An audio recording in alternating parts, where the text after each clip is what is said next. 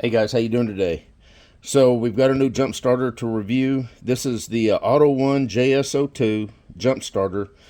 This is a 6,000 peak amp jump starter, and the specs on it. It's got a 44.4 watt hour capacity internal battery. It's 12 volt. Has USB-C in and out. 5 volts at 3 amp with a spec of QC 3.0 and a USB-A out of 5 volts at 2.1 amps and a DC out socket that's rated at 12 to 16.8 volts up to 10 amps. And I'll show you that here in just a second. To be honest, I'm not very familiar with Autoone, but they are very highly rated on Amazon. Here's the jump pack right here. Got a cool look to it. Here's your DC output. This is up to 16 volts, 10 amps. This is your in and out. So this is where you would charge it, but it's also an output too. So you can charge phones up or tablets with it. It does have a light. Here's your output 1 USB-A and output 2 USB-A. And then of course this is the port where you'd plug your jumper cables in. See the light. We are fully charged. There's the light. Push it, push and hold. Light comes on. Push it again. Goes to SOS. Push it again, and it's strobe. Push it again, it's back to solid. Push and hold, and it goes out. So we're going to do the typical test with this. We're going to hook this up to our 2011 Toyota Tacoma that has the 4-liter V6 engine in it. And we're going to disconnect the main truck battery and just hook this up to the battery terminals. So without the main battery giving any help, the truck's only going to crank off of this jump pack. And we're hoping to do that at least 5 times. Crank it 5 times. So let me get set up over there. Before that, let's take a look at what you get here. You do get a USB-C to USB-A cable. Of course, an instruction manual.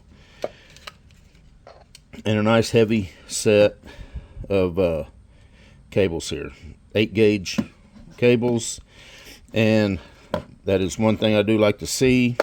Might be able to see it better here. You got the little loop that goes from this jaw over to this jaw. And the reason I like to see that versus just having the cable go to just one jaw is you're more guaranteed. If you don't have a very good connection on this jaw, but you got a better connection on this jaw, at least you're getting some connection through this jaw also going to the cable. You don't see that on all these battery clamps. Sometimes you just see this cable here going to just this jaw. So it is good to see that you got a cable, little jumper cable that goes around to both jaws. Anyway, let me get set up over here and we'll get started. Okay, just to show you that this is the V6 Tacoma, not the 4-cylinder. Typically what I do is I take the EFI relay out. So this truck's just going to crank. It will not start. So we'll be able to crank it however long we need to crank it. And it's not going to start. And I've got to disconnect the battery.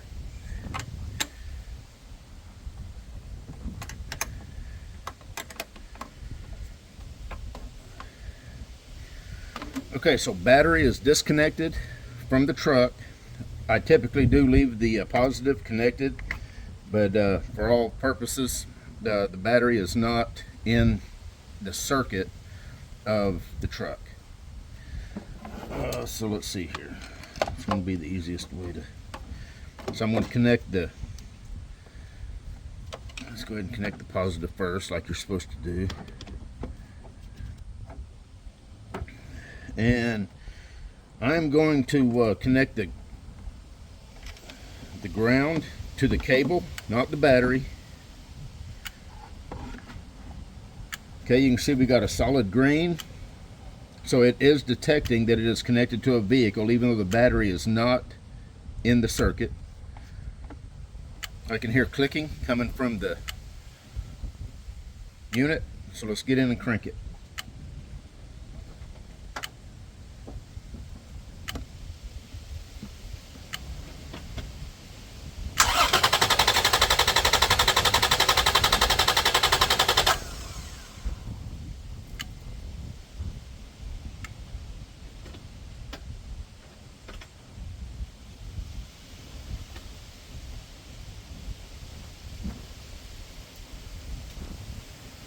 Okay, sometimes they will time out, so I'm going to disconnect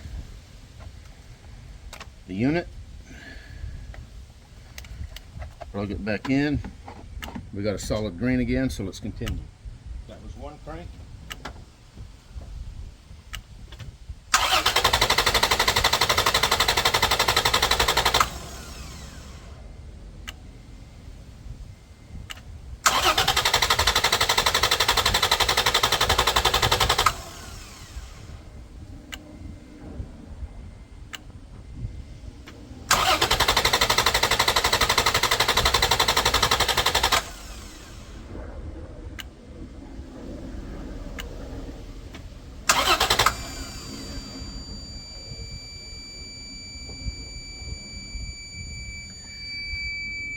Okay.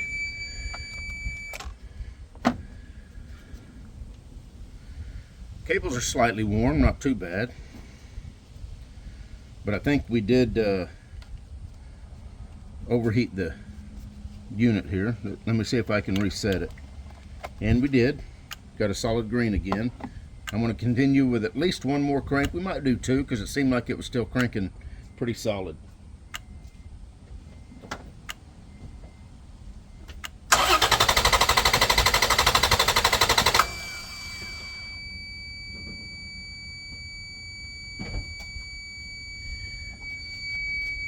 So you see we got a red light, we got a buzzer.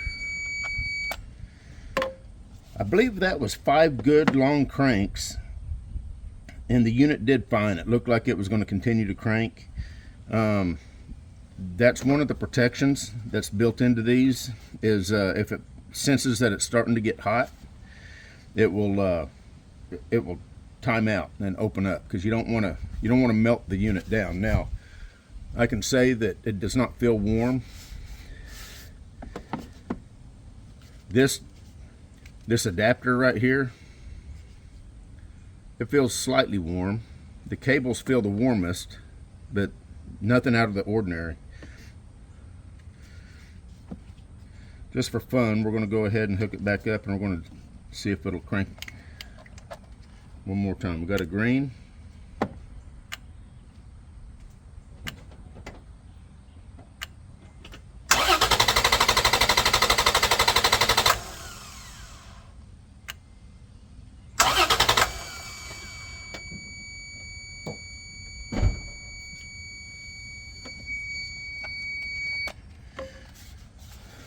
So that was at least 6 good cranks. Let's see if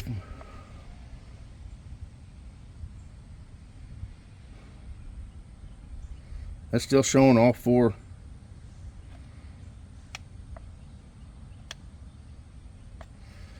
Still showing 4 lights.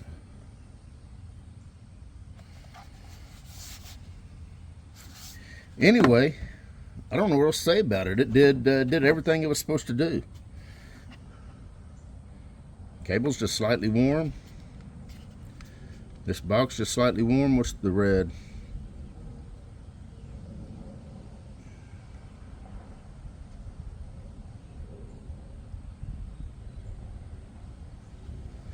Yeah, so there's 4 different things that a red light can mean. Jump starter power is low.